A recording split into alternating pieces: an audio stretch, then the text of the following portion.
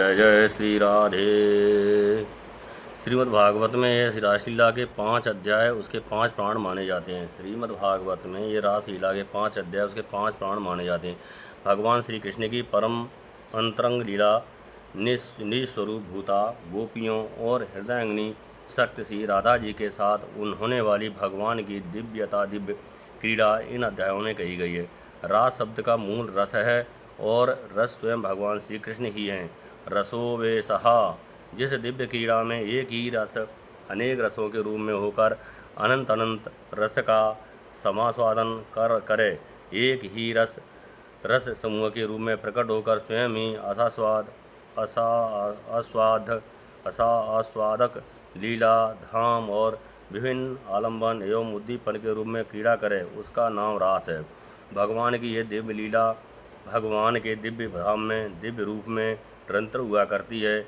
ये भगवान की विशेष कृपा से प्रेमी साधकों के हितार्थ कभी कभी अपने दिव्य धाम के साथ ही भूमंडल पर अवतीर्ण हुआ करती है, जिसको देख सुन एवं गाकर तथा स्मरण चिंतन करके अधिकारी पुरुष रस स्वरूप भगवान की इस परम रसमयी लीला का आनंद ले सकें और स्वयं भी भगवान की लीला में सम्मिलित होकर अपने को कृतकृत कर सकें। इस पंचाध्यायी में बंसीध्वन, गोपियों के अभिसार, श्री कृष्ण के साथ उनकी बातचीत, रामायण, श्री राधा के साथ अंतर्धान, पुनः प्राकट्य, गोपियों के हृदय द्वारा दिए हुए बसनासन पर राजमान, गोपियों के कूट प्रश्न का उत्तर, रास नृत्य, क्रीड़ा, जलखेल और वन विहार का वर्णन है, जो मानवीय भाषा में होने पर भी वस्तुतः परम दिव्य है।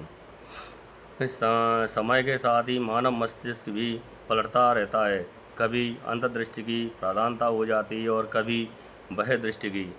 आज का युग ही ऐसा है, जिसमें भगवान की दिव्य लीलाओं की तो बात ही क्या है, स्वयं भगवान के अतस्वरूप ही अविश्वास प्रकट किया जा रहा है।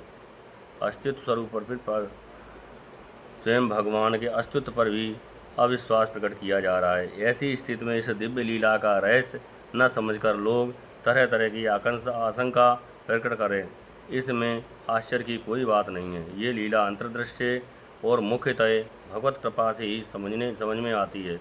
जिन भगवान और भगवत कृपा प्राप्त महात्माओं ने इसका अनुभव किया है, वे धन्य हैं और उनकी चरण धूल के प्रताप से ही त्रिलोकी धन्य है। उन्हीं की युक्तियों का आश्रय लेकर यहाँ रासलीला के संबंध में यदि किंचित लिखने की दृष्टता की जाती है। ये बात पहले ही समझ लेनी चाहिए कि भगवान शरीर की भांति जड़ नहीं होता। जड़ की सत्ता केवल जीव की दृष्टि में होती है, भगवान की दृष्टि में नहीं। ये देह है और ये देही है। इस प्रकार का भेदभाव केवल प्रकृति के राज्य में होता है। अप्राकृतिक लोक में, जहाँ की प्रकृति भी चिन्मय है, सब कुछ चिन्मय ही होता है, वहाँ अचित्त की प्रीत तो केवल चितालास अथवा भगवान की लीला की सिद्धि के लिए ही होती है। इसलिए स्थूलता में या यूँ कहिए कि जड़ राज्य में रहने वाला मस्तिष्क जब भगवान की अप्राकृत लीलाओं के संबंध में विचार करने लगता है, तब वह अपनी पूर्ण कामनाओं के अनुसार जड़ राज्य की धारणाओं, कल्पनाओं और क्रियाओं का आरोप उस दिव्य राज्य के विषय में भी करता है। इसलिए दिव्य लीला के रहस्य को समझने में असमर्थ हो जाता है। यह रास वस्तुतः परम उज्ज्वल रस का एक द्रव्य प्रकाश है। जड़ जगत की बात तो दूर रही, ज्ञान रूप या विज्ञान रूप जगत में भी ये प्रकट नहीं होता है। अधिक क्या, साक्षात चिन्मय तत्व में भी इस परम दिव्य उज्ज्वल रस का लोभाभास नहीं देखा जाता। इस पर परम रस की स्फूर्ति तो परम भावमयी श्री कृष्ण प्रेम स्वरूपा दिव्य उज्ज्वल रस का लोभाभास नहीं देखा जाता।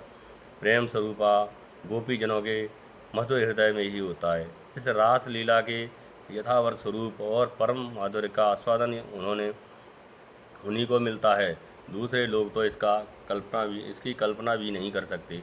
भगवान के समान ही गोपियाँ भी परम रसमयी और सच्चिदानंदमयी ही हैं। साधना की दृष्टि से भी उन्होंने न केवल जड़ शरीर का ही त्याग कर दिया है, बल्कि सूक्ष्म शरीर से प्राप्त होने वाले स्वर केवल्य से अनुभव होने वाले मोक्ष और तो क्या जड़ता की दृष्टि का भी त्याग कर दिया है। उनकी दृष्टि में केवल चिदानंद स्वरूप श्री कृष्ण हैं। उनके हृदय में श्री कृष्ण को तृप्त करने वाला प्रेमामृत है। उनकी इस अलौकिक स्थिति में स्थूल शरीर, उसकी स्मृति और उसके संबंध से होने वाले अंग संग की कल्पना किसी भी प्रकार नहीं की जा सकती। ऐसी कल्पना तो केवल देहात्म बुद्धि से जकड़े हुए जीवों की ही होती है। जिन्होंने गोपियों को पहचाना है, उन्होंने गोपियों की चरण धूल का स्पर्श प्राप्त करके अपनी कृतकृतता चाहिए। ब्रह्मा, शंकर, उद्धव, अर्जुन ने गोपियों की उपासना करके भगवान के चरणों में वैसे प्रेम का वरदान प्राप्त किया है या प्राप्त करने की अभिलाषा की है। इन गोपियों के दिव्य भाव को साधारण स्त्री पुरुष के भाव जैसा मानना गोपियों के प्रति, भगवान के प्रति वास्तव में सत्य के प्रति महान अन्याय एवं अपराध है। इस अपराध से बचने के लिए भगवान की दिव्य लीलाओं पर विचार करते समय उनकी अप्राप्य दिव्यता का स्मरण रखना आवश्यक है। भगवान चिदानंद घन शरीर दिव्य हैं, वह अजन्मा और अविनाशी हैं, हानोपादान रहित हैं, वह नित्य सनातन शुद्ध भगवत स्वरूप ही है। इसी प्रकार गोपियाँ दिव्य जगत की भगवान की स्वरूपभूता अंतरंग शक्तियाँ हैं। इन दोनों का संबंध भी दिव्य ही है। ये उच्चतम भाव राज्य की लीला स्थूल शरीर और स्थूल मन से परे हैं। आवरण भंग के अनंतर अर्थात शीरहरण करके जब भगवान स्वीकृत देते हैं, तब इसमें प्रवेश होता है, प्राकृत देह का निर्माण होता है। स्थूल, सूक्ष्म और कारण, इन तीनों देह के संयोग से जब तक कारण शरीर ही रहता है, तब तक इस प्रकृति देह से जीवों को छुटकारा नहीं मिलता। कारण शरीर कहते हैं पूर्वकृत कर्मों के उन संस्कारों को जो देह निर्माण में कारण होते हैं। इस कारण शरीर के आधार पर जीवों को बार बार जन्म मृत्यु के चक्कर में पड़ना होता है, और यह चक्र जीव की मुक्त न होने तक अथवा कारण का सर्वथा अभाव न होने तक चलता ही रहता है। इसी क्रम बंधन के कारण 5 भौतिक स्थूल शरीर मिलता है, जो रक्त मांस अस्थि आदि से भरा और चमड़े से ढका होता है। प्रकृति के राज्य में जितने शरीर होते हैं, सभी वस्तुएं यौन और बिंदु के संयोग से ही बनते हैं। फिर चाहे कोई काम जनित निकृष्ट मैथुन से उत्पन्न हो या ऊर्ध्वरेता महापुरुषों के संकल्प से। बिंदु के अधोगामी होने पर कर्तव्य रूप श्रेष्ठ मैथुन से अथवा बिना ही मैथुन के नाभ, हृदय, कंठ, कर्ण, नेत्र, सिर, मस्तक आदि के स्पर्श से, बिना ही स्पर्श के केवल दृष्ट मात्र से अथवा बिना देखे केवल संकल्प से ही उत्पन्न हो ये मैथुनी, अमैथुनी अथवा कभी कभी स्त्री या पुरुष शरीर के बिना भी उत्पन्न होने वाले सभी शरीर हैं योनि और बिंदु के संयोग जनित ही हैं। ये सभी प्रकृत शरीर हैं। इसी प्रकार योगियों के द्वारा निर्मित निर्माण काय यद्यप अपेक्षाकृत शुद्ध है, परंतु वे भी हैं प्राकृत ही। पितर या देवों के दिव्य कहलाने वाले शरीर भी प्राकृति ही हैं। अप्राकृत शरीर निम्न सबसे विलक्षण है, जो महाप्रलय में भी नष्ट नहीं होते। और भावोदेह भागवत देह तो साक्षात भागवत स्वरूप ही है। देव शरीर प्राय रक्त, मांस, मेद, अस्थि वाले नहीं होते। अप्राकृत शरीर भी नहीं होते। फिर भगवान श्री कृष्ण भगवत स्वरूप शरीर तो रक्त, मांस, अस्थिमय होता ही है कैसे? वह तो सर्वदा चिदानंदमय है। उसमें देही, गुणागुड़ी, रूप रूपी, नाम नामी और लीला तथा लीला पुरुषोत्तम का भेद नहीं है। श्री कृष्ण का एक अंग पूर्ण श्री कृष्ण है। श्री कृष्ण का मुखमंडल जैसे पूर्ण श्री कृष्ण है, वैसे ही श्री कृष्ण का पदनख भी पूर्ण श्री कृष्ण है। श्री कृष्ण की सभी इंद्रियों से सभी काम हो सकते हैं। उनके कान देख सकते हैं, उनकी आंखें सुन सकती हैं, उनकी नाक स्पर्श कर सकती है, उनकी रसना सूंघ सकती है, उनकी त्वचा स्वाद ले सकती है, ये वे हाथों से देख सकते हैं, आँखों से चल सकते हैं। श्री कृष्ण का सब कुछ श्री कृष्ण होने के कारण वह सर्वथा पूर्णतम है। इसी से उनकी रूप माधुरी नित्य वर्धनशील, नित्य नवीन, सौंदर्यमयी है। उसमें ऐसा चमत्कार है कि वह स्वयं अपने को ही आकर्षित कर लेती है। फिर उनके सौंदर्य माधुर्य से गोहरण और वृक्ष बेल पुलकित हो जाए, इसमें तो कहना ही क्या है। भगवान के ऐसे स्वरूपभूत शरीर में गंदा मैथुन कर्म संभव नहीं है। मनुष्य जो कुछ खाता है उससे क्रमशः रस, रक्त, मांस, मेद, मज्जा और अस्थि बनकर अंत में शुक्र बनता है। इसी शुक्र के आधार पर शरीर रहता है और मैथुन क्रिया में इसी शुक्र का क्षरण हुआ करता है। भगवान का शरीर तो कर्मजन्य ही है, न मैथुनी सृष्टि का है और न देवी ही है। वह तो इन सब से परे सर्वथा विशुद्ध भगवत स्वरूप है। इसमें उसमें रक्त, मांस, अस्थि आदि नहीं है, अतएव उसमें शुक्र भी नहीं है। इसलिए उसमें प्राकृतिक 5 भौतिक शरीर वाले स्त्री पुरुष के रमण या मैथुन की कल्पना भी नहीं हो सकती। इसलिए भगवान को उपनिषद में अखंड ब्रह्मचारी बतलाया गया है और इसी से भागवत में उनके लिए अवरुद्ध सौरत आज शब्द आए हैं। फिर कोई शंका करे कि उनके 16,108 रानियों के इतने पुत्र कैसे हुए, तो उसका सीधा उत्तर यही है कि ये सारी भागवती सृष्टि थी, भगवान के संकल्प से हुई थी। भगवान के शरीर से जो रक्त, मांस आदि दिखलाई पड़ते भगवान के शरीर में जो रक्त, मांस आदि दिखलाई पड़ते हैं, यह तो भगवान की योग माया का चमत्कार है। इस विवेचन से भी यही सिद्ध होता है कि गोपियों के साथ भगवान श्री कृष्ण का जो रमण हुआ वह सर्वथा दिव्य भगवत राज्य की लीला है, लौकिक काम क्रीड़ा नहीं। इन गोपियों की साधना पूर्ण हो चुकी है। भगवान ने अगली रात्रियों में उनके साथ विहार करने का प्रेम संकल्प कर लिया है। इसी के साथ उन गोपियों को भी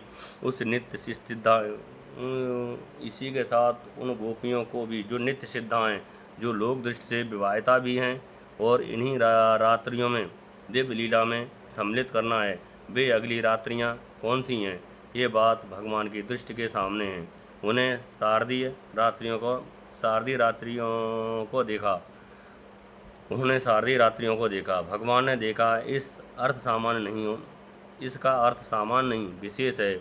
जैसे सृष्टि के प्रारंभ में सा यच्छत एको अहम बहुश्याम, भगवान ने इसी ईक्षण से जगत की उत्पत्ति होती है। भगवान के इस ईक्षण से जगत की उत्पत्ति होती है। वैसे ही रास के आरंभ में भगवान के प्रेम वीक्षण से शरतकाल की दिव्य रात्रियों की सृष्टि होती है। मल्लिका, पुष्प, चंद्रिका आदि समस्त उद्दीपन सामग्री भगवान के द्वारा वीक्षित है, अर्थात लौकिक नहीं, अलौकिक, अप्राकृत है। गोपियों ने अपना मन श्री कृष्ण के मन में मिला दिया था। उनके पास स्वयं मन न था। अब प्रेम दान करने वाले श्री कृष्ण विहार के लिए नवीन दिव्य मन की सृष्टि की। योगेश्वर भगवान श्री कृष्ण की यही योग माया है जो रासलीला के लिए दिव्य स्थल, दिव्य सामग्री एवं दिव्य मन का निर्माण किया करती है। इतना होने पर भगवान की बांसुरी बजती है। भगवान की बांसुरी जड़ को चेतन, चेतन को जड़, चल को अचल और अचल को चल, विक्षिप्त को समाधिस्थ और समाधिस्थ को विक्षिप्त बनाती रहती है। भगवान का प्रेमदान प्राप्त करके गोपियाँ निसंकल्प निश्चित होकर घर के काम में लगी हुई थीं।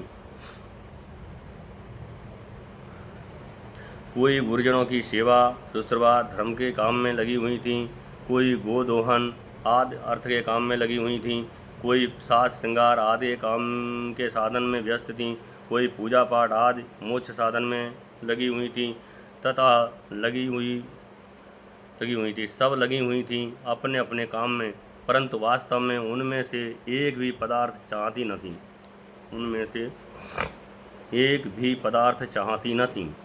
यही उनकी विशेषता थी और इसका प्रत्यक्ष प्रमाण यह है कि बंसी ध्वनि सुनते ही कर्म की पूर्णता पर उनका ध्यान नहीं गया।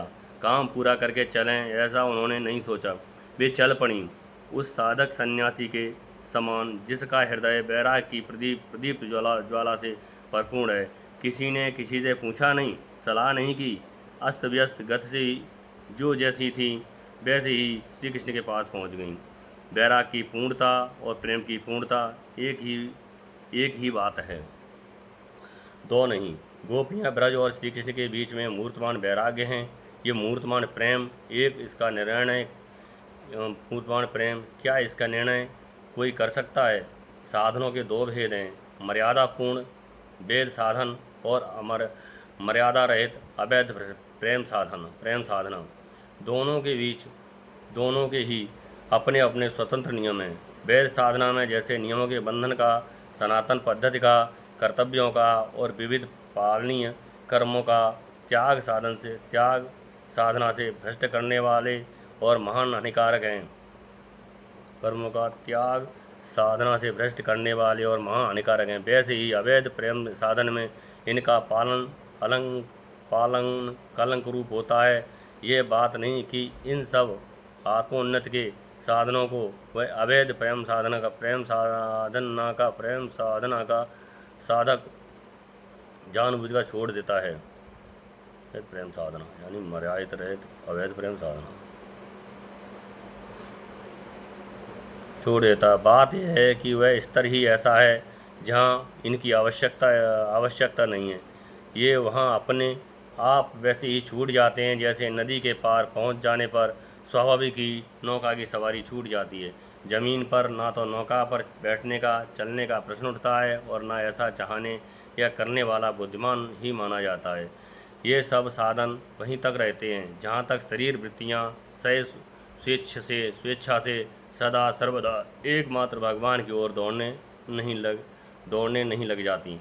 इसलिए भगवान ने गीता में एक जगह तो अर्जुन से कहा है, न मे पार्थास्ति कर्तव्यम त्रिश्लोकेश कृष्ण न किंचन न वाप्तव्यम वर्त एव चा कर्मणि यदि हम न वर्तेयम जातु कर्मण्य तंत्रतः मम वर्तमाने वर्तन्ते मनुष्याः पार्श्वसः उत्सीदेयुर्मे लोकान् कुर्यां कर्मचेदहं शंकरश्चा कर्ता श्यामोपहन्याम्यमा प्रजाः शक्ता कर्मण्य विद्वांसो यथा कुर्वन्ति भारत कुर्याद्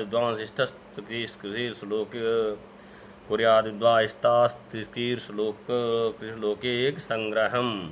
अर्जुन, यद्यप तीनों लोकों में मुझे कुछ भी करना नहीं है और न मुझे किसी वस्तु को प्राप्त ही करना है जो मुझे न प्राप्त हो, तो भी मैं कर्म करता हूँ। यदि मैं सावधान होकर कर्म न करूँ तो अर्जुन मेरी देखा देखी लोग कर्मों को छोड़ बैठेंगे और मेरे कर्म न करने से ये सारे लोग भ्रष्ट हो जाएंगे तथा मैं इन्हें वर्णशंकर बनाने वाला और सारी प्रजा का नाश करने वाला बनूँ।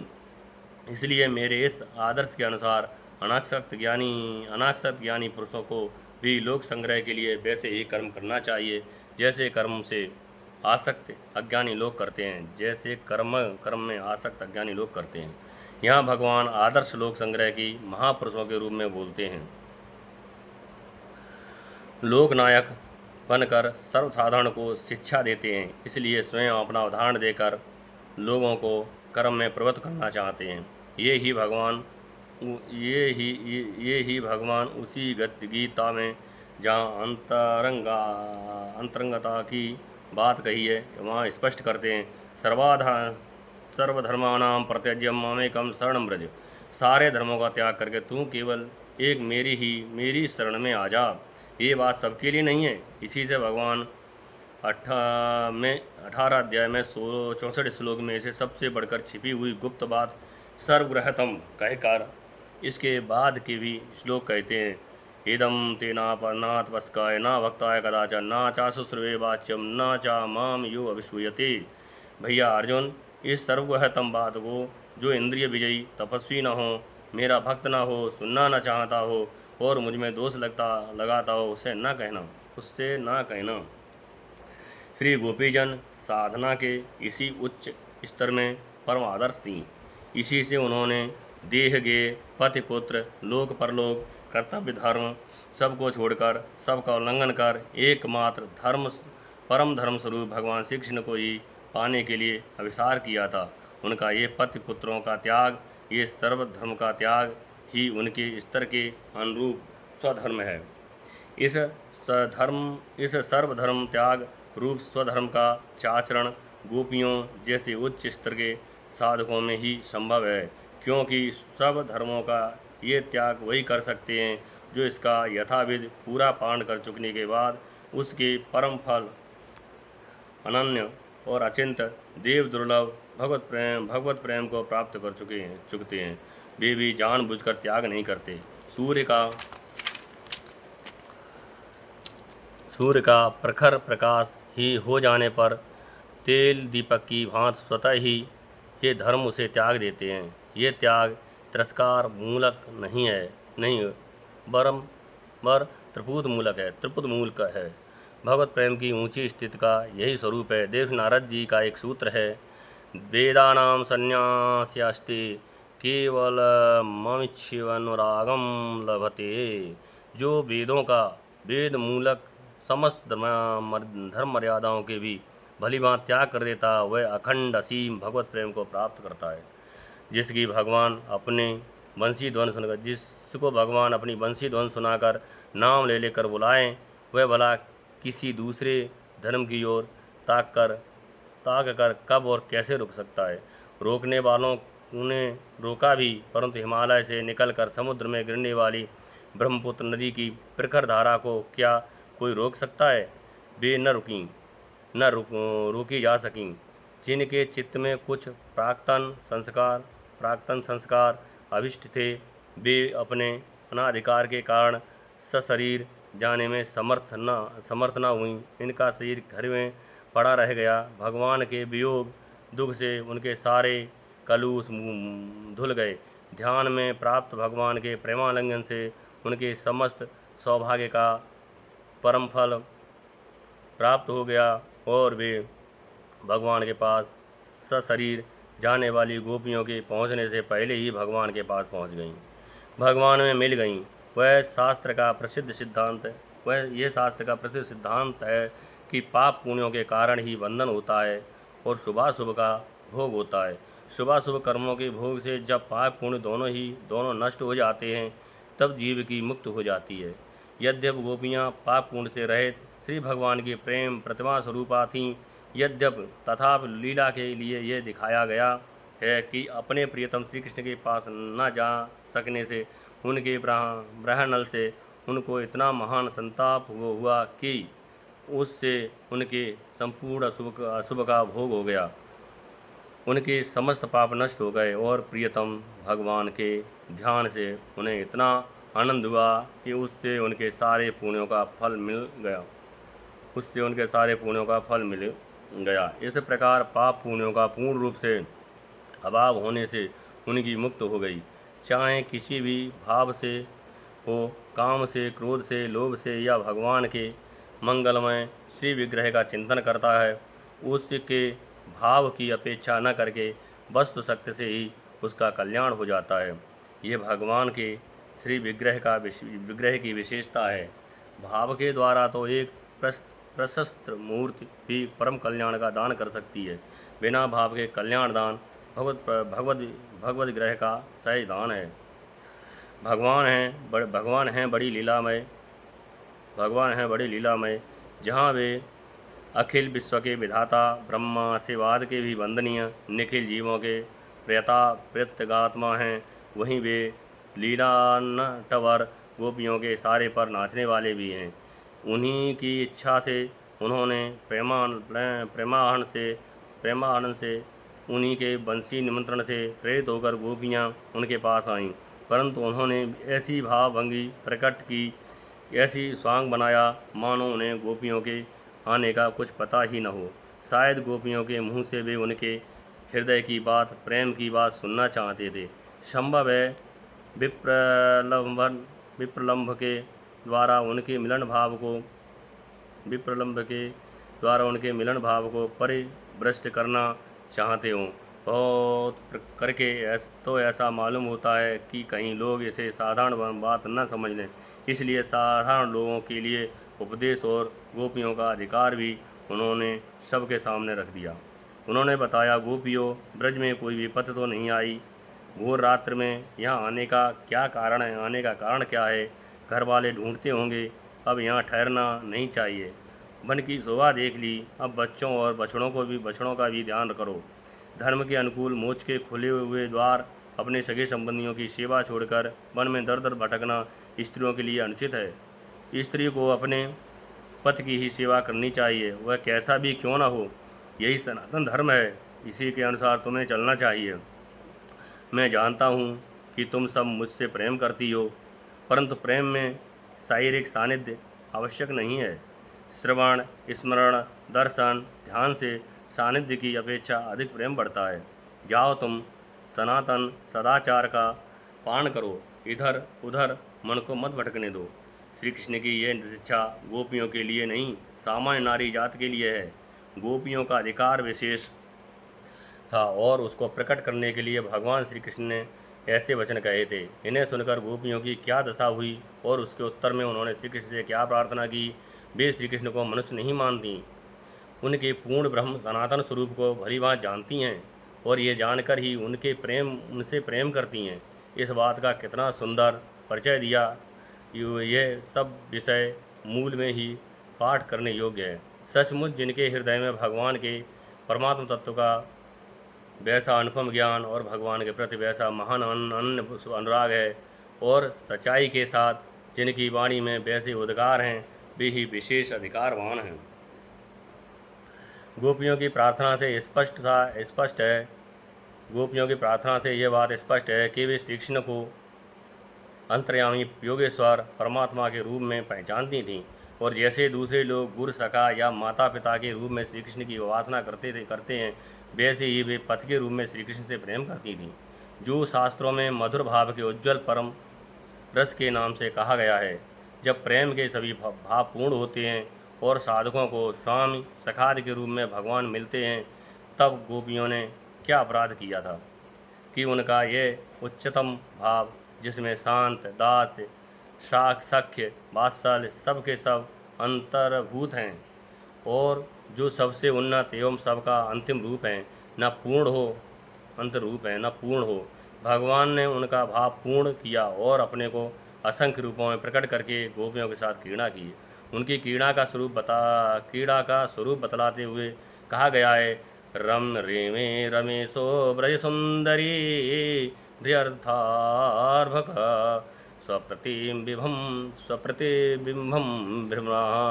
जैसे नन्हा सा शिशु दर्पण अथवा जल में पड़े हुए अपने प्रतिबिंब के साथ खेलता है, वैसे ही रमेश भगवान और ब्रज सुंदरियों ने रमण किया, अर्थात सच्चिदानंद घन सर्व अंतर्यामी प्रेम रस स्वरूप लीला रसमय परमात्मा भगवान श्री कृष्ण ने अपनी हृदयांगिनी शक्ति रूपा आनंद चिन्मय रस प्रतिभाविता अपनी ही प्रतिमूर्ति से उत्पन्न अपनी प्रतिबिंब स्वरूपा गोपियों से आत्म क्रीड़ा की।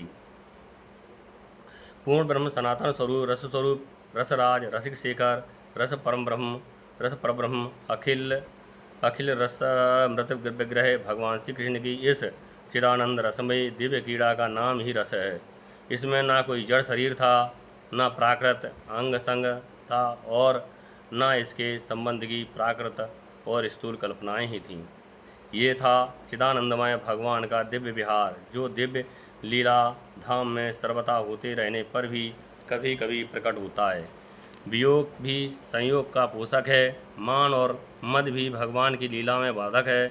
भगवान के दिव्य लीला में मान और मद भी जो के दिव्य है इसलिए होते हैं कि उनसे लीला में रस की और भी पुष्ट हो।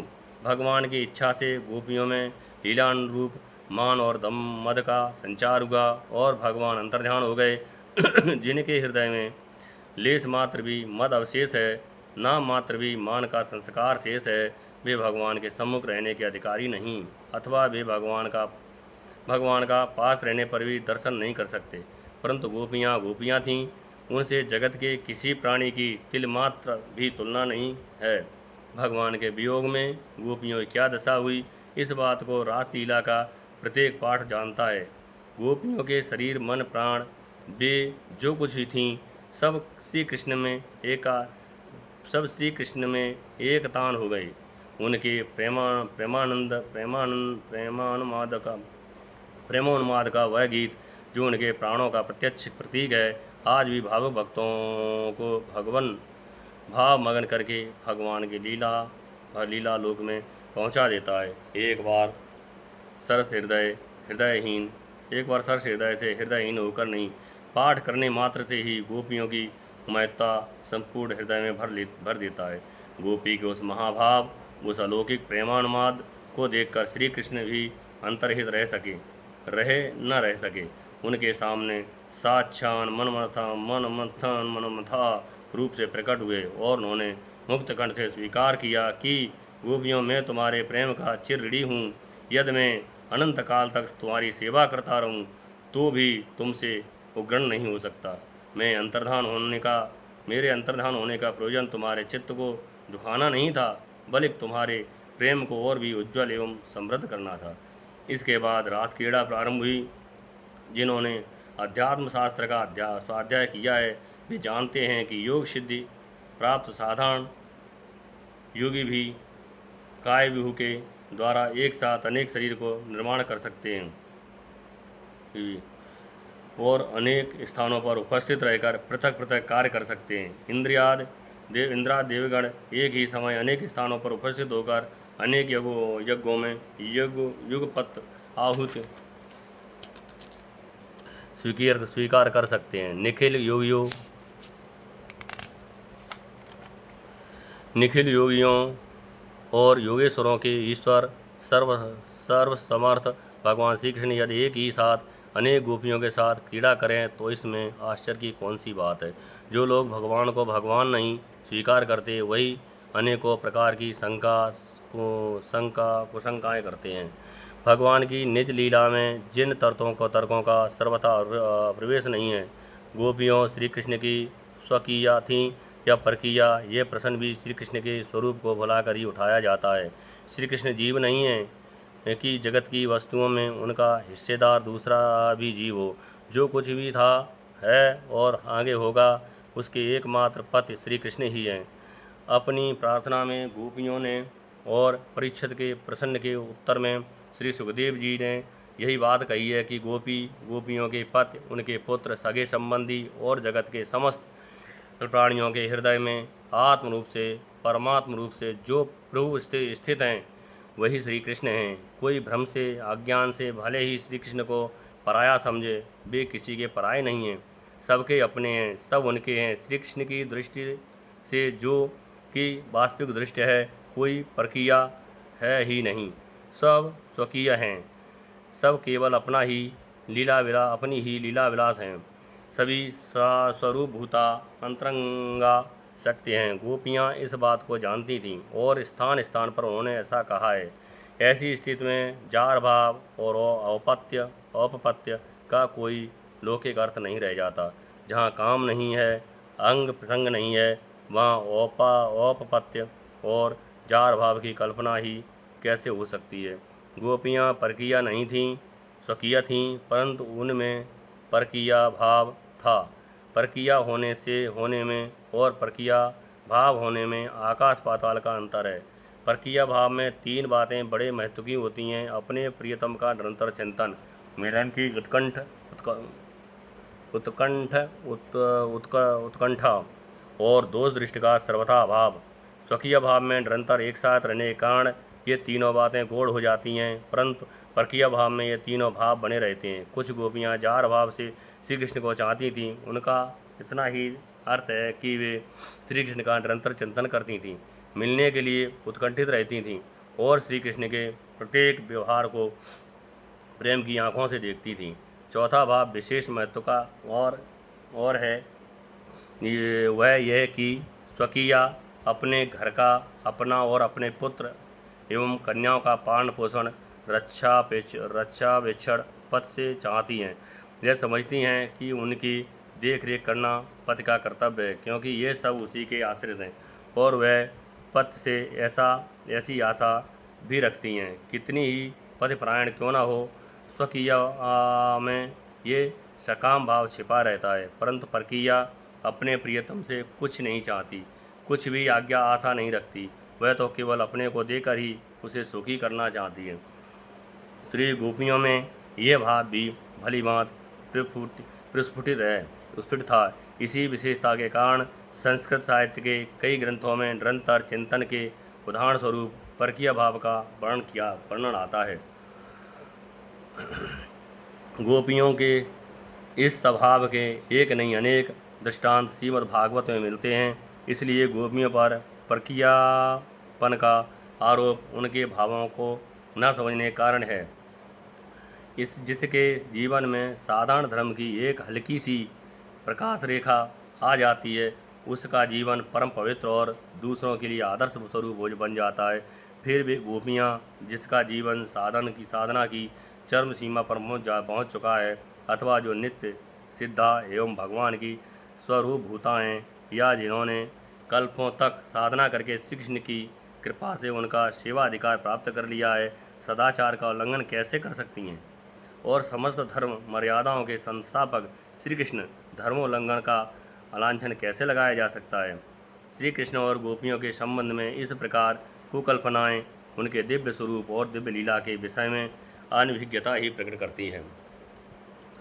श्रीमद् भागवत पर दसम स्कंद और रास पंचाध्यायी पर अब तक अनेकानेक भाव्य भाष्य और टीकाएँ लिखी जा चुकी हैं, जिनके लेखकों में जगतगुरु श्री बल्लभाचार्य, श्री श्रीधर स्वामी, श्री जीव गोस्वामी आदि हैं। उन लोगों ने बड़े विस्तार से रासलीला की महिमा समझाई है।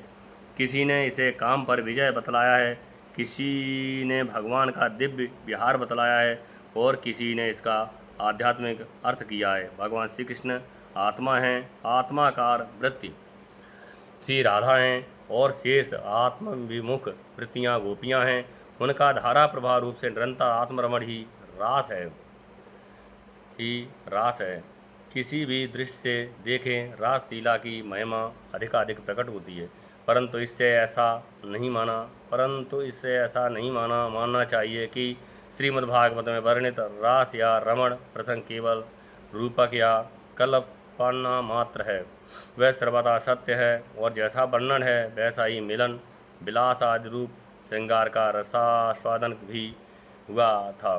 भेद इतना ही है कि वह लौकिक स्त्री पुरुषों का मिलन न था। उनके नायक थे सच्चिदानंद घन विग्रह, परात्पर तत्व, पूर्णतम स्वाधीन और निरंकुश स्वेच्छा विहारी गोपीनाथ भगवान नंदनंदन, और नायिका थीं स्वयं हृदयांगिनी शक्तियाँ श्री राधा जी, और उनकी काव्य विहुरूपा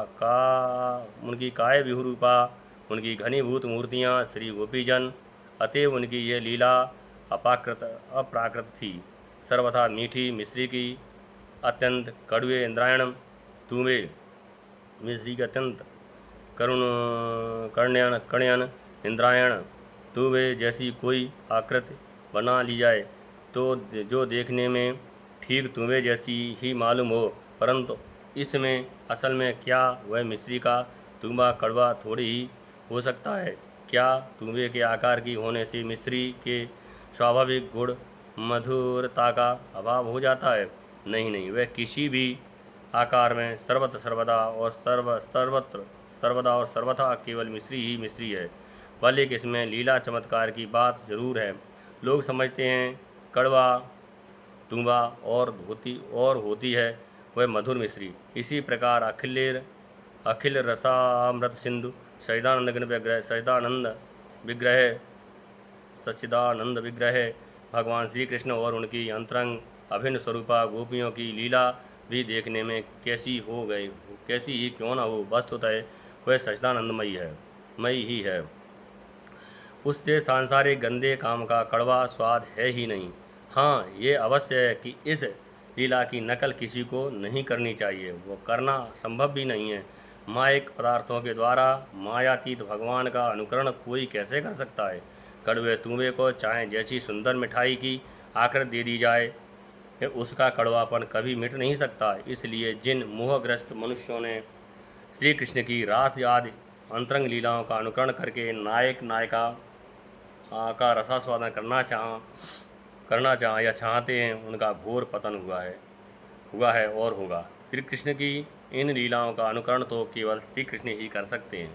इसलिए सुखदेव जी ने रास पंचाध्यायी के अंत में सबको सावधान करते हुए कह दिया है कि भगवान के उपदेश तो सब मानने चाहिए, परंतु उनके सभी आचरणों का अनुकरण नहीं करना चाहिए।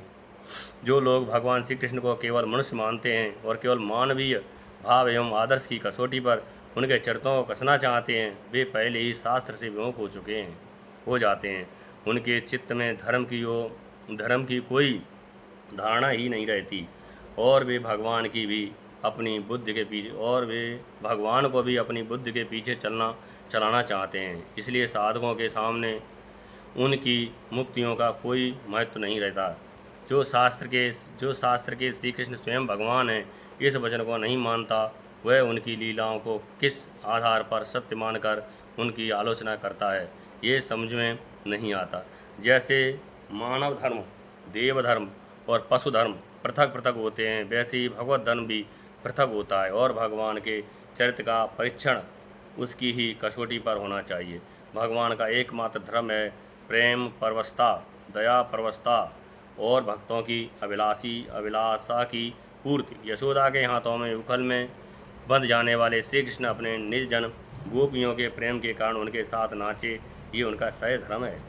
यदि ये हट ही हो कि श्री कृष्ण का चरित्र मानवीय धारणा और आदर्शों के अनुकूल ही होना चाहिए, तो इसमें भी कोई आपत्ति की बात नहीं है। श्री कृष्ण की अवस्था उस समय 10 वर्ष की लगभग थी, जैसा कि भागवत में स्पष्ट वर्णन मिलता है। गाँवों में रहने वाले बहुत से 10 वर्ष के बच्चे तो नंगे ही रहते हैं। उन्हें काम वृत्ति और स्त्री पुरुष संबंध का कुछ ज्ञान ही नहीं रहता। लड़के लड़की एक साथ खेलते, नाचते हैं, गाते हैं, त्यौहार मनाते हैं, गुड्डियों के शादी कराते हैं, बारात ले जाते हैं और आपस में भोज भात भी करते हैं। गांव के बड़े बूढ़े लोग बच्चों का ये मनोरंजन देखकर प्रसन्न ही होते हैं। उनके मन में किसी प्रकार का दुर्भाव नहीं आता। ऐसे बच्चों को युवती स्त्रियां भी बड़े प्रेम से देखती हैं, आदर करती हैं, नहलाती हैं, खिलाती हैं। ये तो साधारण बच्चों की बात है। श्री कृष्ण जैसे असाधारण भी शक्ति संपन्न बालक जिनके सद्गुण श्री कृष्ण जैसे असाधारण भी शक्ति संपन्न बालक जिनके अनेक सद्गुण बाल्यकाल में ही प्रकट हो चुके थे, जिनकी संपत्ति, चातुर्य और शक्ति से बड़ी बड़ी विपत्तियों से ब्रजवासियों ने त्राण पाया था, उनके प्रति वहाँ की स्त्रियों, बालकों और बालिकाओं का कितना आदर रहा होगा, इसकी कल्पना नहीं की जा सकती। उनके सौंदर्य, माधुर्य और ऐश्वर्य से आकृष्ट होकर गांव की बालिकाएं उनके साथ ही रहती थीं और श्री कृष्ण भी अपनी मौलिक प्रतिभा से राग, ताल आदि नए ढंग से उनका मनोरंजन करते थे और उन्हें शिक्षा देते थे। ऐसे ही मनोरंजन में रासलीला भी एक थी, ऐसा समझना चाहिए। जो श्री कृष्ण को केवल मनुष्य समझते हैं, उनकी दृष्टि में भी ये दोष की बात नहीं होनी चाहिए। ये उदारता और बुद्धिमान के साथ भागवत में आए हुए काम रत आदि शब्दों का ठीक वैसा ही अर्थ समझें जैसा कि उपनिषद और गीता में इन शब्दों का अर्थ होता है। वास्तव में गोपियों के निष्कपट प्रेम का ही नामांतर काम है और भगवान श्री कृष्ण का आत्मरमण अथवा उनकी दिव्य क्रीड़ा ही रत्य है। इसलिए स्थान स्थान पर उनके लिए विभु परमेश्वर, लक्ष्मीपति, भगवान, योगेश्वरेश्वर, आत्माराम, मनमंथ आदि शब्द आए हैं, जिससे किसी को कोई भ्रम न हो जाए।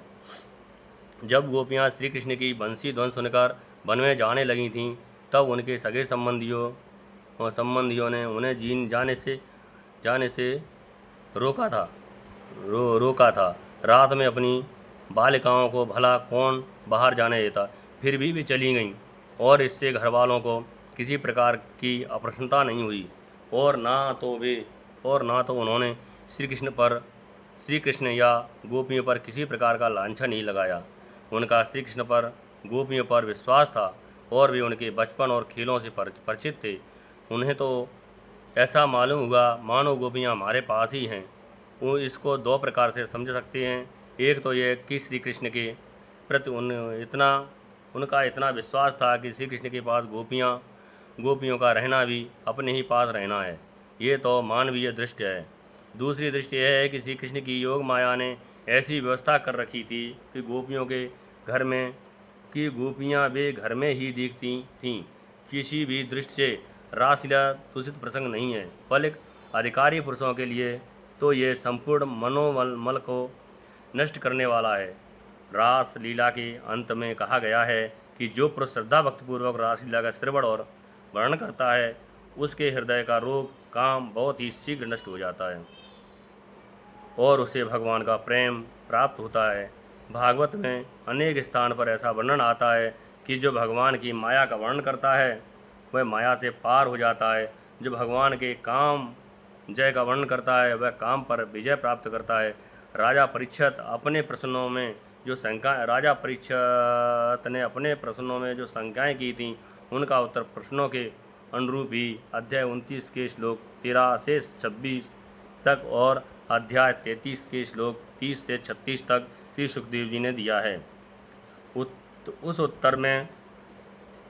उस उत्तर से भी शंकाएं तो हट गई हैं, परंतु भगवान के दिव्य लीला का रहस्य नहीं खुलने पाया। संभवतः उस रहस्य को गुप्त रखने के लिए ही 33वें अध्याय में रासलीला प्रसंग समाप्त कर दिया गया।